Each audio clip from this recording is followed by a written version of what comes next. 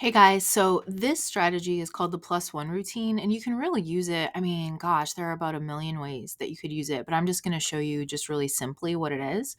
So you have the kids read the text or, kind of get some information, whether they're watching a video or whatever, but they take in information.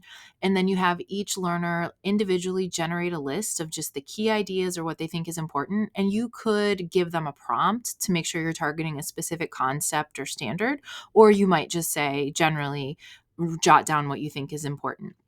And then they should be in groups of at least four. And then once they're all done generating their initial list, they pass their paper to the right and then they get 1 or 2 minutes. They read the list and add a new thing to the list. And they could elaborate on the idea that's already there. They could make a new point.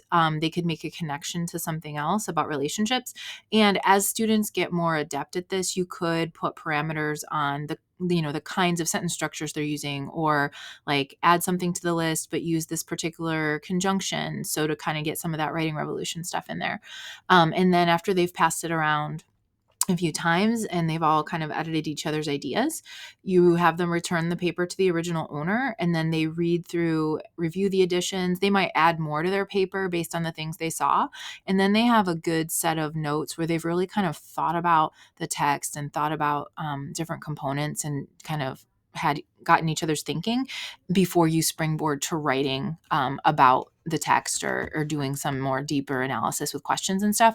And so I'm not going to necessarily model this one just because I'm one person in my office. So I'm not going to just keep writing to myself. But you could set it up like, here's that poem we've been talking about.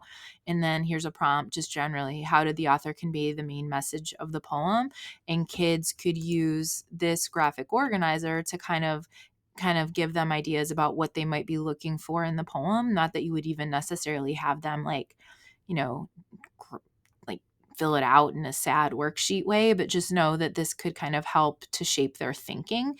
And then they could use that to generate their initial list and kind of use it to kind of add or elaborate or whatever it is. Another thing is like, that's a poem that's kind of just about the main message of the poem. You could also do something like that with the word choice analysis. Like maybe the kid identifies the adjective, denotation, and connotation, and then passes it and has the next kid explain the green box and in that kind of thing, and kind of pass around, so that they're all doing something, where they're just identifying a word and then having to explain and think about, why did somebody else pick this different word that I didn't pick. So there are just lots of ways that you could make this kind of fun and interactive, and hopefully it's something that you enjoy. And then it comes from Harvard, super smart, Project Zero. And so if you click on that, it'll take you to the PDF. I adapted it a little bit, but there's some cool stuff if you click the link.